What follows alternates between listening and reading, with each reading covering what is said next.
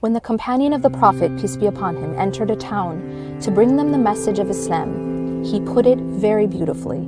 He said, "I have come to free you from the slavery of the slave and bring you to the slavery of the Lord of the slave."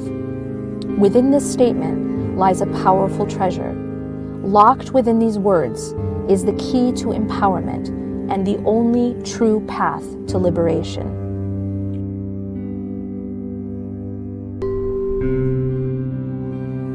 You see, the moment you and I allow anything other than our Creator to define our success, our failure, our happiness, or our worth, we have entered into a silent but destructive form of slavery. That thing which defines my self-worth, my success, or my failure is what controls me, and it becomes my master. The master which has defined a woman's worth has taken many forms throughout time. One of the most prevalent standards made for women has been the standard of men. But what we so often forget is that God has honored the woman by giving her value in relation to himself, not in relation to men. Yet as some ideologies erased God from the scene, there was no standard left but men. As a result, the woman was forced to find her value in relation to a man, and in so doing, she had accepted a faulty assumption. She had accepted that men are the standard, and thus a woman can never be a full human being until she becomes just like a man, the standard. What she didn't realize was that God dignifies both men and women in their distinctiveness, not in their sameness. When we accept men as the standard, suddenly anything uniquely feminine becomes by definition inferior. Being sensitive is an insult. Becoming a full-time mother, a degradation. In the battle between stoic rationality, considered masculine, and selfless compassion, considered feminine, rationality reigned supreme. But a Muslim woman does not need to degrade herself in this way. She has God as the standard.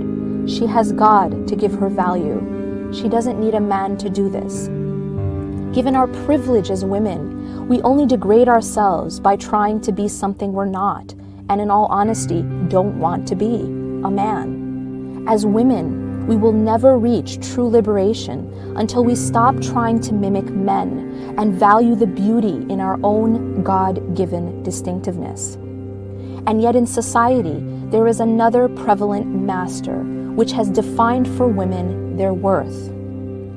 And that is the so-called standard of beauty. Since the time we were little, we as women have been taught a very clear message by society.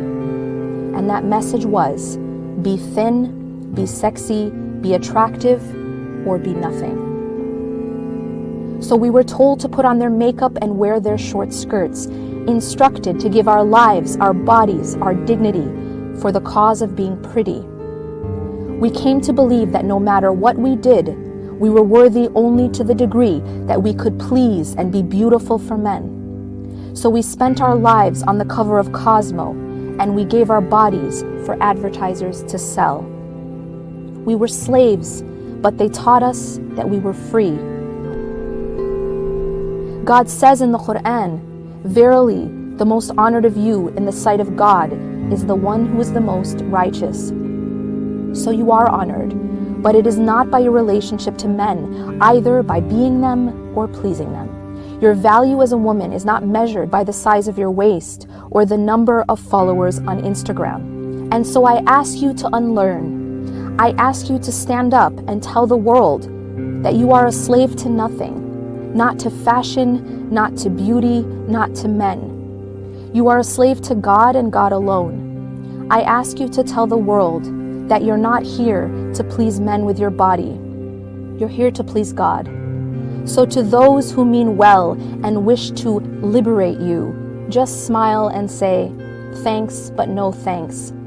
Tell them you're not here to be on display, and your body is not for public consumption.